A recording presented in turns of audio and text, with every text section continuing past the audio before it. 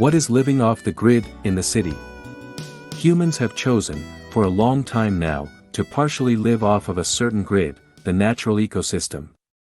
When our ancestors discovered agriculture and farming long ago, we gradually gravitated to leave the life of hunting and gathering, and settle into communities in fertile and resourceful areas.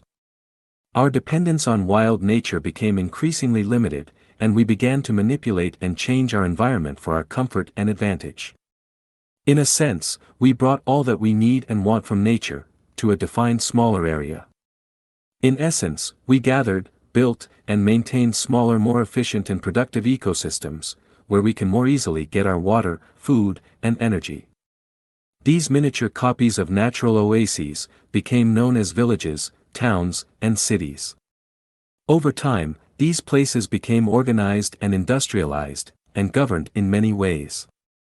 Over the millennia, societies have been shaped by advancement, economics, government, and human factors. Many of our abhorrent human traits have corrupted these societies: greed, envy, control. These behaviors have harmed and corrupted many of the systems and institutions that governments have placed for your use in areas we call cities. Living in cities in our current world is the norm, whether is a small city, a town, or a large one, a metropolis.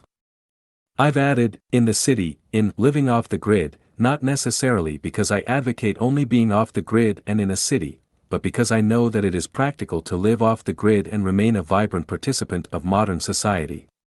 This is something I often have to rebuke: you need not live in isolation in the woods to live off the grid. In fact, you are likely to become a leading contributor to creative and innovative methods, ideas, and technologies that can allow you and others to live not only off the grid, but also more efficiently and smartly, including in the middle of a city. For example, living off the electric grid should naturally encourage you to upgrade to more efficient electronics and appliances, perhaps DC-operated ones. And, if you choose to sever your utility water service, rainwater should suddenly become an attractive choice as a source of clean fresh water. And, you may want to invest in, or build, a rain harvesting system, even if you live in a high-rise apartment building.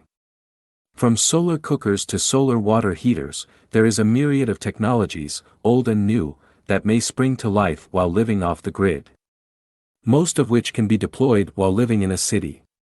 You may even contribute to a citywide movement with your improvements and technologies. You may live off the grid in a small village, a small town, a mid-sized city, the sprawling suburbs, or even a high-rise metropolis. The point is, you don't have to be isolated, alone, and out of sight, if you choose to live off the grid. It is not illegal to live off the grid, and you may do it following all laws in your area. Although some aspects of living off the grid will be frowned upon, and rejected by neighbors and government officials, you cannot, lawfully, be forced to have or pay for anything or any services you don't wish to have. However, commercial interests and governments will, and do, try their best to make you believe otherwise. Yes, there may be more resistance and challenges to engage in an off-grid lifestyle in a city.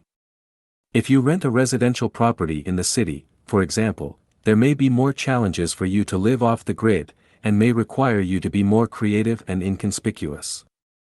For example, you may want to keep your utility services connected, but not use them, instead using your own sources of utility services. This may be necessary because private owners may stipulate you to stay connected to utilities, through contracts and agreements, because it may be in their interest that you do, and may be making money from the situation. Later I will explain these specific challenges. Since most of the world's populations live in cities, this book is primarily focused on living off the grid in a city or town setting, in an individual home or an apartment in a building. But, most ideas and technologies discussed here may be applied in many other smaller, community or remote settings. In summary, living off the grid in the city is completely reasonable, legal, and recommended as it has the potential to change the landscapes of today's cities. Large numbers of off-gridders would reduce many types of pollution in a city, lower resource demands, and improve the quality of life for all city dwellers. However, the current strict social requirements in cities make them more challenging for pioneer off-gridders. Powerful interests are concentrated in the city. The greed and addiction to power of the many controlling city dwellers will surely have them perceive any change in the current wasteful and harmful paradigm as a threat to be dealt with. Thank you for listening to this podcast. Please look for the next episode soon. And, please ensure you like this content, and subscribe, as a sign of support, and for me to continue to provide this type of content to people like you. By HVB. May, 2023. Georgia, USA.